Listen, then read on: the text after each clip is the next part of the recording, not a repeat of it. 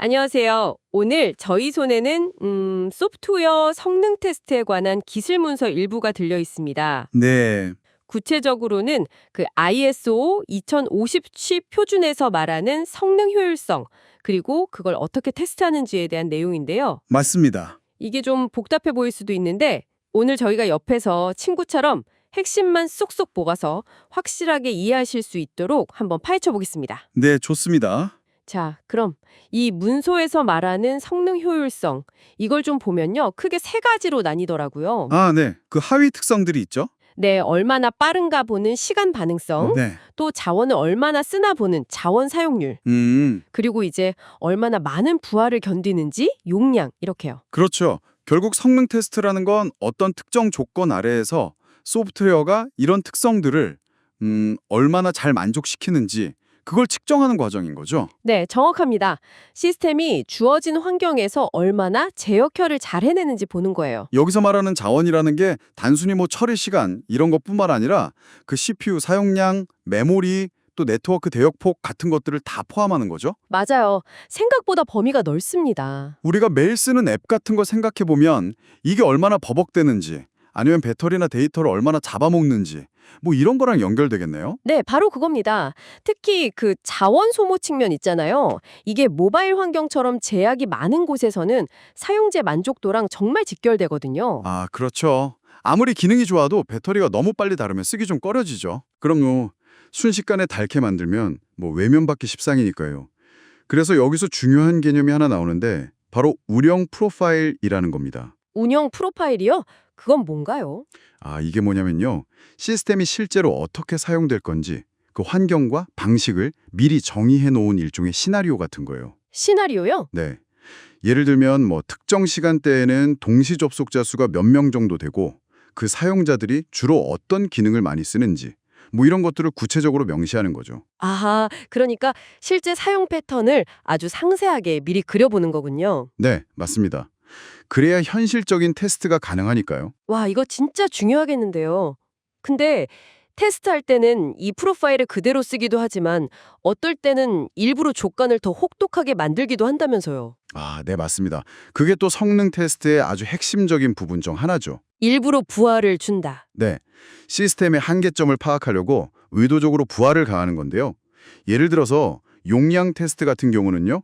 사용자를 계속 늘려보는 거예요. 시스템이 언제까지 버티나. 아, 정말 끝까지 밀어붙이는 거네요. 그렇죠. 말 그대로 시스템이 이제 나 더 이상 못해 하고 두 손 들 때까지요.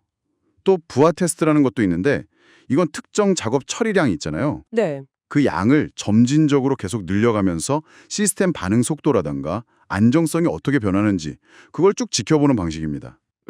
마치 그 콘서트 티켓 오픈할 때처럼 갑자기 사용자가 확 몰리는 그런 극한 상황 같은 걸 미리 시뮬레이션 해보는 거군요. 네, 딱 그런 비유가 맞습니다.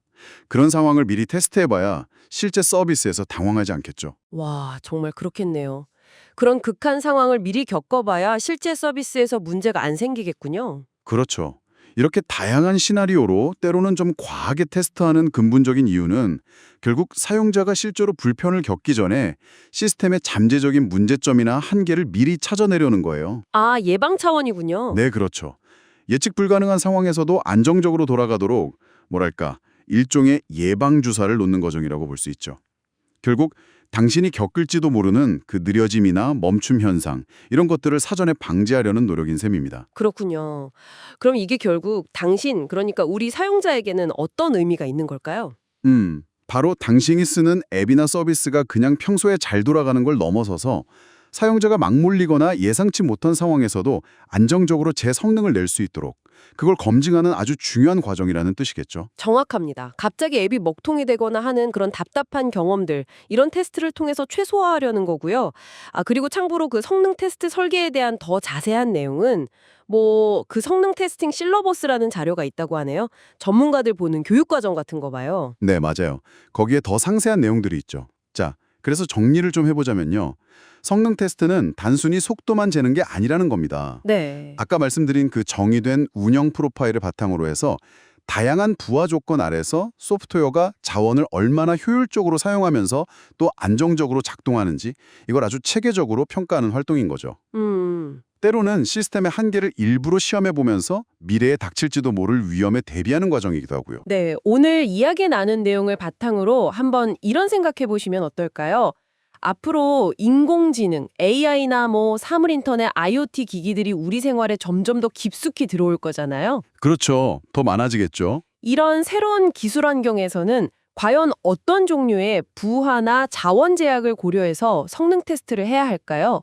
미래 소프트웨어의 안정성을 위해서 우리가 지금부터 고민해야 할 새로운 성능 측면은 또 무엇일지 잠시 생각해 보시는 것도 아주 흥미로운 탐구가 될 것 같습니다.